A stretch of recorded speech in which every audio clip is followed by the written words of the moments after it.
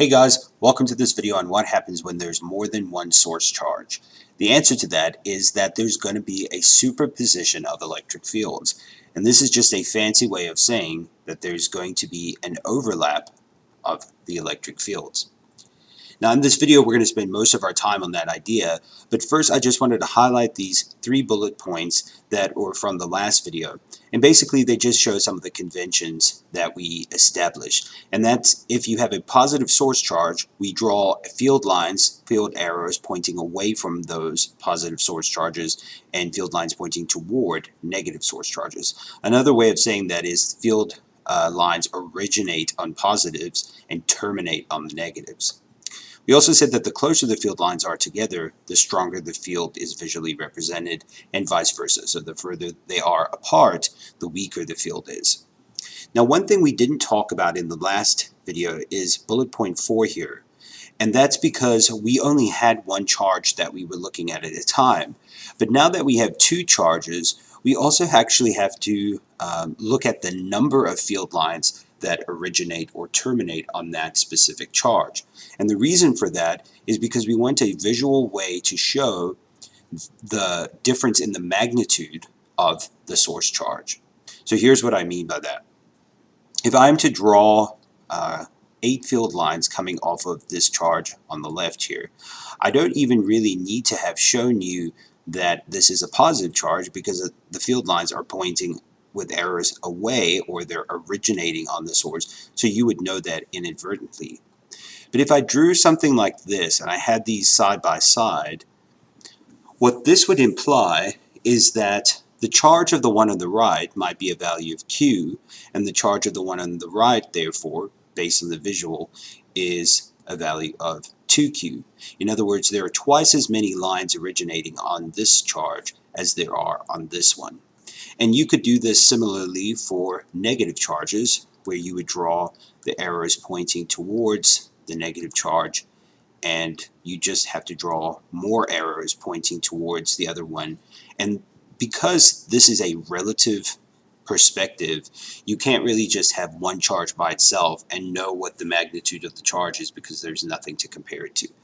So I wanted to get that idea out of the way first, and now we're going to jump into the main point of this video, which is the superposition or the overlap of electric fields. So let's jump into that. So for this first example, I want to make sure we know that both of these charges are going to have the same magnitude. And let's say that their magnitude is Q. So they'll have the same number of lines originating on both. Now what I'm going to do is draw vectors first of all. So I'm going to start by drawing a bit of a vector map here before I actually draw the field map, because I want to show you what will happen when the vectors meet each other in the space around these 2 charges. So I'm going to start by drawing just 4 of these field vectors coming off of the one on the left, and I'm going to draw 4 of them coming off of this one on the one on the right. Now what's going to happen here is my next set of vectors is perhaps going to be a little bit shorter because the position is further away from the source on each side. When we get to this point here, we have to think about what's going to happen, because we're going to have one arrow pointing this direction from the one on the right, and the other arrow pointing this direction from the one on the left. Now, because these arrows closest to the source charges would actually be much longer, and I'm having to draw them a little bit stretched out because I don't want to have them all overlapping, basically what we would be seeing here is that there's going to be some sort of vector addition that goes on in this place. So vectors can add and subtract. And so what is going to happen here is that if these both have the same magnitude of charge, this vector and this vector have the exact same strength, as do these, okay, to each other, and then as do these to each other. And so what ends up happening in between here is that if I add 2 vectors that are pointing in opposite directions, the result is that they cancel out, and there's considered to be 0 net electric field in this space between them. So when I erase these vectors here in a minute, I'm going to redraw in some electric field lines for this space in between. Well, I can't really draw any electric field lines because all the vectors canceled out in this region. All right, well, you might be thinking, well, what if we drew our second set of vectors right over here? What's going to happen where they meet? And so I'm going to draw them over here, and I'm drawing them all relatively the same size, just so that it makes it a little bit easier to see. Now at this point right here, where we see them clearly overlapping, let's take a look at what would happen with the vectors in that case. Now I'm going to draw two different colors so we know which is which. The one on the left, I'm going to use this dark purple color, and the one on the right, I'm going to use this orange or yellow color. All right, now these two vectors here are at an angle to one another that is not 0 and it's not 180. So the ones that were pointing towards each other here along this x-axis or this horizontal axis, they were pointing at 180 degrees to each other. So when I added them together, they canceled out. These two over here are maybe pointing, let's make up some values, maybe 45 degrees in each direction here. All right. Now, what's going to happen is we're actually going to end up with some components. So the one on the right that I drew has an x component, and it also has a y component. The one on the other side has an x component, and it has a y component. Now we can see, just like what happened in the first scenario over here along this horizontal axis, the x components are going to cancel each other out, but the y components are pointing in the same direction, not opposite direction, so they will add together. And so I'll end up with a net electric field vector pointing up like this. And so when I add up all these vectors as the angle relative to each one changes, what I end up getting are some field lines that will look like this. We're going to end up with field lines that kind of start to curve upwards like this and go in side by side, and the field gets actually stronger here at this point. So by symmetry, we can say that the same thing is going to actually happen down on this side, and all the vectors, now I'm starting to draw field lines, are going to instead add up together, and we can show them in the form of field lines looking something like this. So what we are seeing now in this field map, so at first I had a vector map, now I can actually change this to a field map. What I see here is that there's no electric field in between these two positively the positive source charges, and so the electric field, the net electric field in the middle here, is just 0.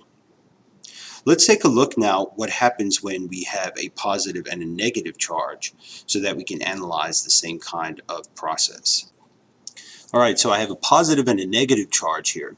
Now I'm going to start by just drawing the two vectors here in between. So the positive charge has its vector, electric field vector, pointing away from it, and the negative charge has an electric field vector pointing towards it. So I see at this point the two vectors point in the same direction, and so if I take the electric field vector of the purple one and I add it to the electric field vector of the green one, now they both have a positive charge, and I'm going to end up with a net electric field pointing towards the green one, or the negative one in this case. Now this would happen for all the vectors that were going about pointing away from the positive and toward the negative. So you can see that just as we did before in the previous example, it's almost as though we can trace the vector lines and connect them to make our field lines. And so that's what I'm going to do here.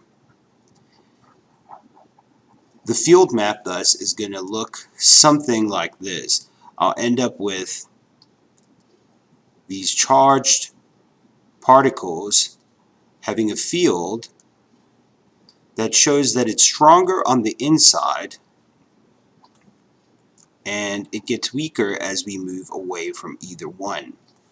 Now, because we can't really draw all of these field lines because we'll run out of room, a lot of times what you'll see happen is we draw them beginning over here, and to show that these both have the same magnitude, we'd have to show them coming back something like this.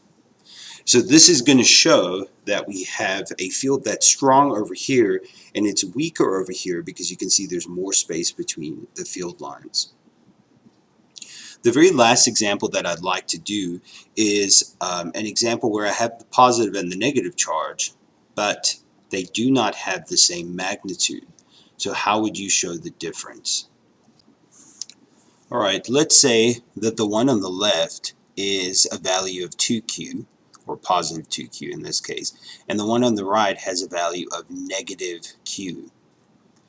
Well, that means that the one on the left is double the magnitude of charge to the one on the right, meaning it has to have twice as many field lines originating on it as there will be terminating on the green one. So I'm going to use the blue here to show what's going to happen. And what we should have, I'm going to just do this in terms of field lines and not as vectors first. So far I've got 1, 2, 3, 4, 5 field lines leaving the purple one and terminating on the green one, or leaving the positive one and terminating on the negative one. But now I want to show additionally that the one on the left, the positive one, has double the charge. So what I need to do here is actually show 5 more lines coming off of the blue one. I'm sorry, of the purple one. Now the issue that I've run into here is that they're not evenly spaced. And what this would imply is that the electric field is stronger over here than it is on this side. And we're not ready for non-uniformly charge dense objects. So I'm going to change that. I'm going to try to see if I can get them to be a little bit more evenly spaced out. And we'll just say that that's pretty good for this one. Now the difference that we did from the previous picture is that we're not going to draw the 5 lines terminating over here, because what we want to show is that there are 10 lines coming off of the positive one, but only 5 terminating on the negative one.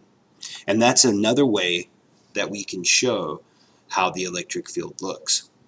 In the next video, we're going to take a look at how we can actually make calculations when we're dealing with superposition and not just the visual representation of superposition.